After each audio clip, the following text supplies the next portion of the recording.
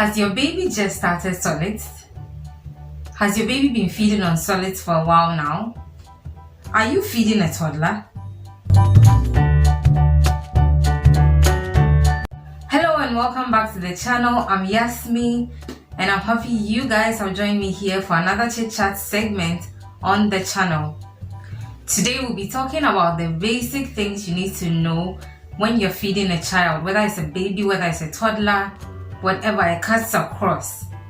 But before we start the video, point one, have you subscribed?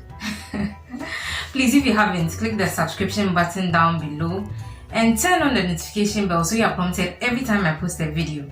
So actual point number one, we do not want to joke with our hygiene. Washing of our hands, washing of our equipment, washing of our ingredients, especially in this COVID-19 season, we are not taking anything for granted. So please do wash your hands and all ingredients before you start cooking for your child. It is very important. The second point to note is that you would have to peel all fruits and vegetables. Now, when it comes to the fruits and vegetables, some have stems, some have pits, some have seeds. We have to make sure we are removing all those ones to avoid any choking hazards in our bloomers. We don't want any emergencies, we don't want any hospital trips, and it's very important. So please take note of that. Also, when it comes to food that requires cooking, any method of cooking at all, you have to make sure that the end result is tender. Whether you are toasting, whether you are frying, whatever it is, it has to be tender.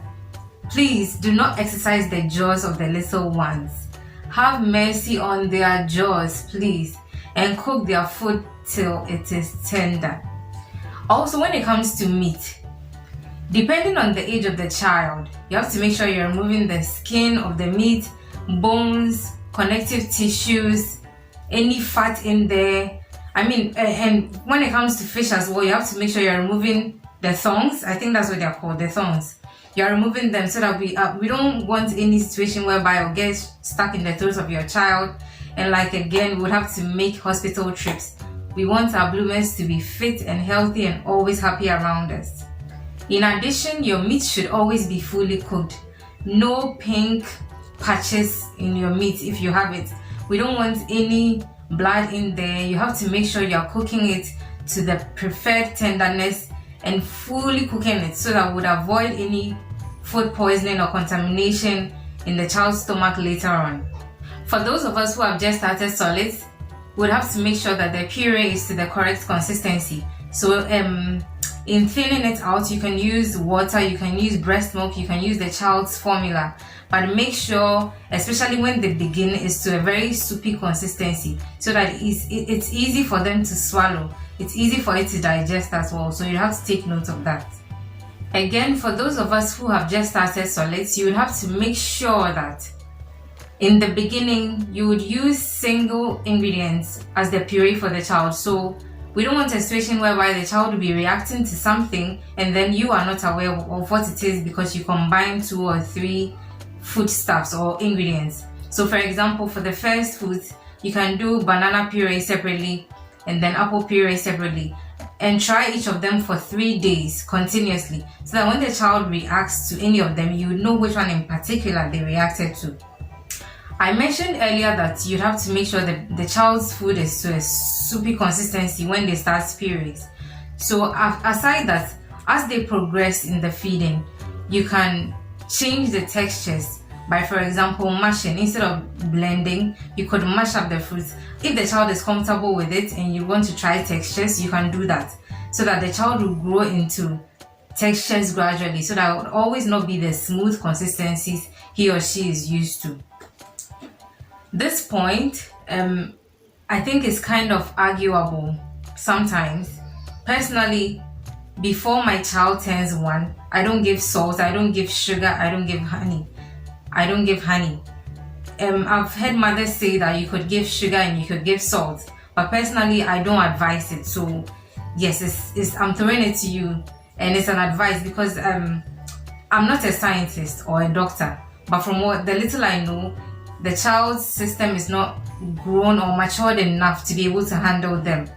So please stay away from the sugar, the salt, and the honey until they turn 1.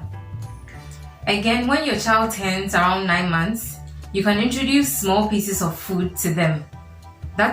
This small piece of food I'm talking about should be smaller than a dime. And then you'd have to make sure that you are supervising them, just to make sure they're not choking on the food you've given them and stuff like that. Always when you serve finger foods to babies who are less than 1 year, make sure you are looking after them whilst they eat, so that in case they are choking on something, you can help them. From there, as and when your child gets comfortable with eating by himself or eating small portions of food, you can introduce self-feeding. So this self-feeding also should be supervised. Don't take your eyes completely off the child and concentrate on other things. Make sure that the child is under your supervision whilst they eat. But also make sure that whatever thing they are putting into their mouths is soft and it will be easy to digest. So whatever they are going to pick up and eat on their own will be easy to digest. So make sure whatever surface they are picking the food item from also is sanitized. It's very important. So if it's a high chair you place your child in to feed, make sure you clean the table area very well, so that even if the child drops the food on the table and picks it up, there will be no contamination whatsoever. I cannot emphasize this point enough. Always supervise your child so as to avoid choking. It is scary. It is scary if your child begins to choke and you are not there to help them, or you even feel helpless. It is very scary. So please do pay attention to them whilst they eat, so that you would avoid these cases of choking. Last but not the least, this is not a formula. This is not rocket science. So please keep it simple. Have fun with their food. Whatever plating ideas you have, if you want to dance to them whilst they eat, if you want to sing to them whilst they eat, please do so. And let's keep feeding the bloomers with nutritiously yummy homemade food. I hope you guys enjoyed this short chit chat session on the channel. If I left any points out, please feel free to leave those points in the comment section. I'll check them out and then we'll talk about them again, maybe in subsequent episodes. But thank you for joining me today, and those who have not subscribed yet, please do subscribe, and do leave your girl a thumbs up if you like this video, and let's continue making contents like these. Thank you for watching today, and I'll see you in another episode. Till then, keep blooming.